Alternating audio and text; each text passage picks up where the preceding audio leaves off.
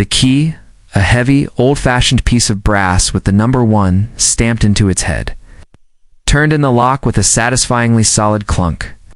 The heavy oak door swung inward, releasing a sigh of stale, forgotten air that smelled of dusty paper, old wood, and the faint, sweet scent of the lake. I stepped inside, my dusty work boots echoing on the cool terrazzo floor, and for the first time, the space was truly mine.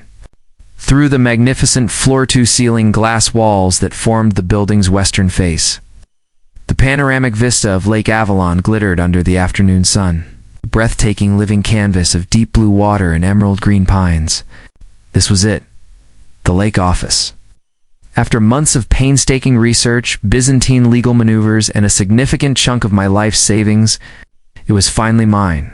I had been inside for less than 5 minutes, my old leather briefcase still unopened. On the large built-in mahogany desk that curved like the prow of a ship, I was running my hand over the smooth, cool wood, imagining my own architectural blueprint spread across its surface, when the door burst open behind me with a loud bang, striking the wall with enough force to shake the windows in their frames. I spun around, my heart leaping into my throat. A woman was standing there, flanked by 2 other stern-faced individuals who looked like they were her personal bodyguards. She was in her late 50s, dressed in crisp white linen slacks and a navy blue blazer, her face a mask of supreme, unquestionable authority. "Who in the world are you?" she demanded, her voice sharp and cold, leaving no room for pleasantries or explanations. "And what are you doing in our community office?" I was so taken aback by the sheer, unadulterated aggression of her entrance that I could only blink for a moment, my mind struggling to catch up. "I'm sorry," I said, finding my voice and taking a half step back. "There must be some kind of misunderstanding. I am the new owner of this property." The woman let out a short, sharp, disbelieving laugh. It was not a sound of mirth, but a sound of contempt. "The owner? That's absurd. This building is the community clubhouse, an administrative office for the Lakeview Landing Homeowners Association. It has been for over a decade. I am Brenda Mills, the president of the association." Now, she took a menacing step forward, her 2 companions fanning out behind her, creating a formidable human wall. "I'm going to ask you again, who are you, and how did you get in here?" I held up the heavy brass key, which was still, in my hand, a solid piece of evidence. "My name is Alex Reed, and I got in with the key that the real estate agent gave me this morning after the closing. I have the signed, notarized, and officially recorded deed right here in my briefcase." Brenda simply shook her head, a look of pitying contempt on her face, as if I were a particularly delusional child. She clearly believed I was either a squatter, a lunatic, or a very, very bad con artist. "This property is not for sale. It has never been for sale. It is a community asset, a cornerstone of Lakeview Landing. You have broken into our office, and I can only assume you are here to steal something or cause damage." Gary called the sheriff. One of her companions, a large, florid-faced man in a tight-fitting golf shirt, immediately pulled out his phone and began to dial. This confrontation, as shocking and hostile as it was not entirely unexpected. In fact, it was the final, inevitable chapter of a long and complicated story I had spent the better part of a year researching and preparing for. I am an architect, but my true passion is historical preservation, specifically of the often overlooked and underappreciated mid-century modern commercial buildings that dot the American landscape. The Lake Office, as I had come to call it, was a forgotten masterpiece. A perfect time capsule of 1960s architectural optimism. It had been built in 1962 as the glamorous, futuristic sales office for the original Lakeview development. A project that had been the brainchild of an ambitious but ultimately doomed developer. The development had gone spectacularly bankrupt a few years after its inception. The residential lots had been sold off piecemeal over the decades by the bank. But the prime commercial lot containing the office lot 1, a stunning half-acre waterfront parcel, had fallen into a legal black hole. It remained the sole property of a long-defunct corporation, its property taxes paid automatically every year from a forgotten trust account, an orphan of the county records office. Decades later, new Lakeview Landing HOA had been formed by the residents of the surrounding homes. They had discovered the empty, beautiful building on their doorstep, a ghost of a bygone era. Seeing it unused, they had simply started using it. They held their board meetings there, hosted wine and cheese socials on its flagstone patio, and stored their holiday decorations and landscaping equipment in the back rooms. They had been, in essence, squatting in it for 10 years, operating under the blissful, legally baseless assumption that it was a community common property. I discovered the building's existence while poring over old architectural journals in a university library. When I found out its legal status, privately owned by a defunct corporate entity, I had embarked on a 6-month-long quest to acquire it. It was an architectural treasure hunt. It involved tracking down the grandchildren of the original corporation's board members, now scattered across the country. It involved convincing them to legally reform the corporation for a single day, for the sole purpose of selling me its only asset. It involved a quiet, complex commercial real estate transaction that flew completely under the HOA's radar. I had done months of my own title research. I knew, with the absolute certainty of my profession, that the HOA's claim to the building was a complete fantasy. They had never paid property taxes on it. It had never made a legal claim of adverse possession. There were tenants who didn't even know they were renting from a ghost. And now, the ghost had been replaced by me. "Ma'am," I said, my voice calm and steady, a stark contrast to her escalating agitation. "I would strongly advise you to tell your friend to hang up that phone. You are making a very serious mistake that will have significant legal and financial consequences for you and your association. The only mistake here is yours, son." She sneered. "Thinking you could just walk in here with your fake papers and your ridiculous stories and take over our clubhouse?" The man named Gary was now speaking into his phone, his voice urgent. "Yes, I'd like to report a break-in and a trespasser. Lakeview Landing Community Office, 1000 Shoreline Drive. Yes, he's still here. He's being hostile and refusing to leave." Brenda crossed her arms, a look of smug, triumphant finality on her face. She had played her trump card. She believed the arrival of law enforcement would be the end of this discussion.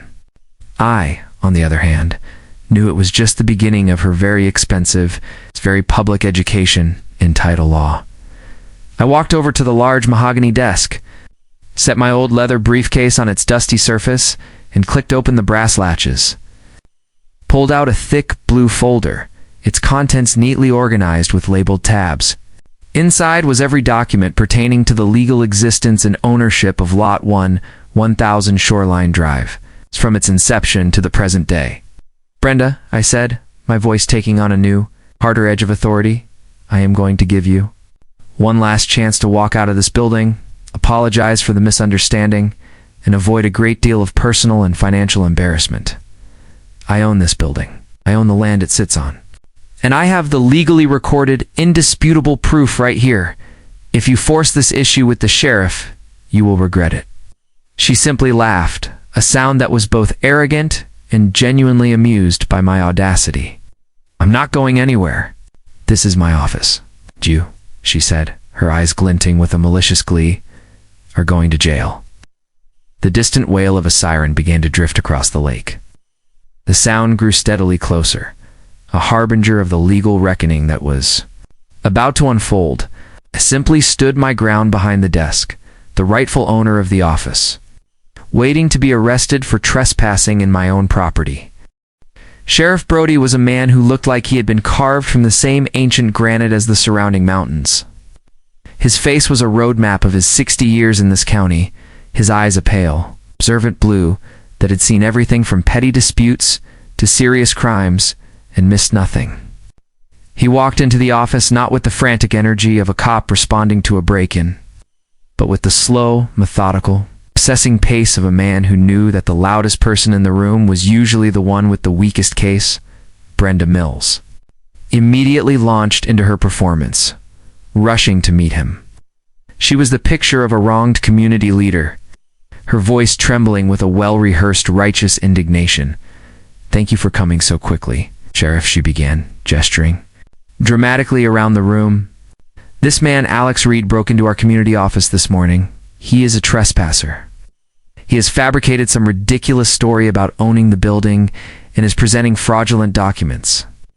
He has been hostile. He has refused to leave. And we, the residents of Lakeview Landing, feel threatened by his presence. We want him removed from our property and charged to the fullest extent of the law.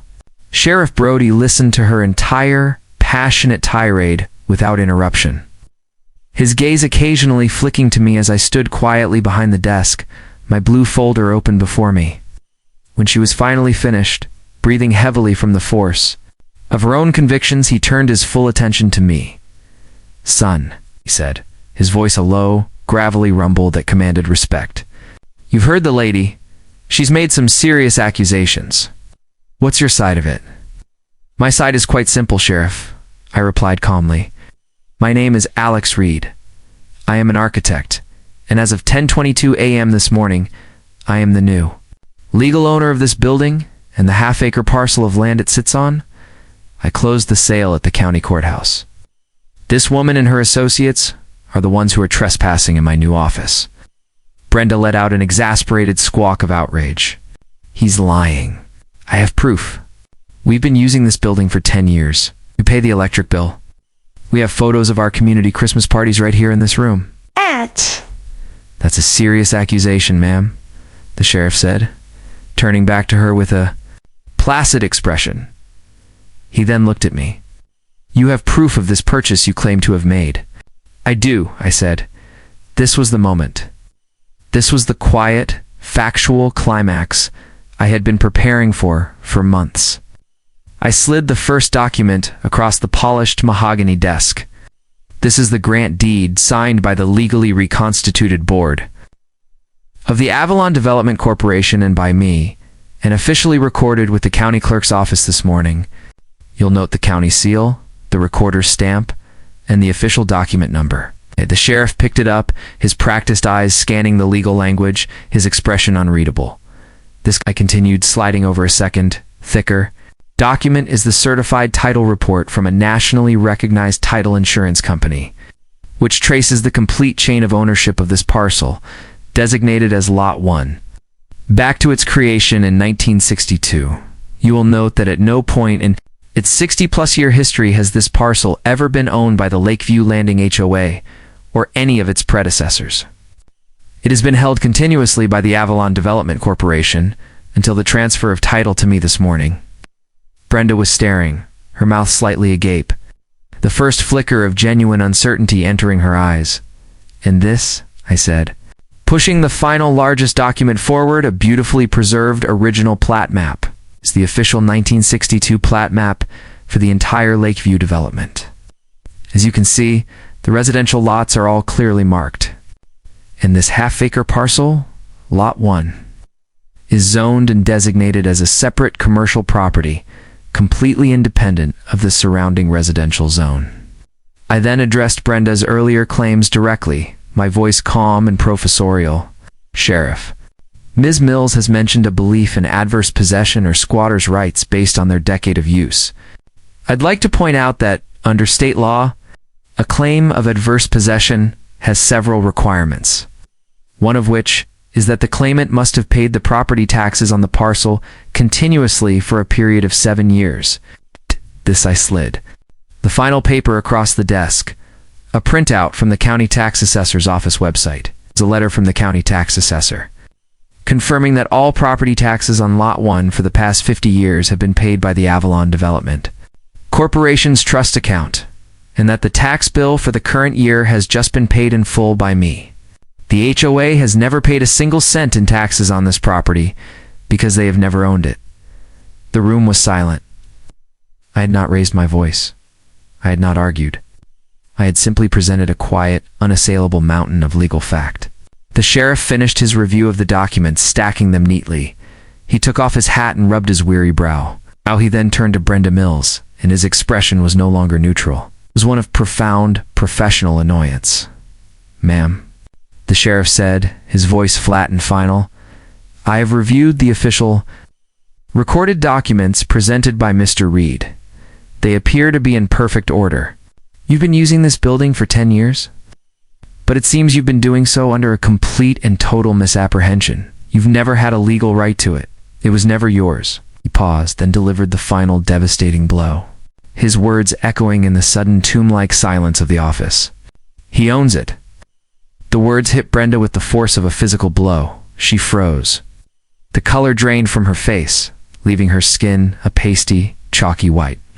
Her entire worldview, the foundation of her authority and her sense of place in this community, had just been vaporized by a stack of paper.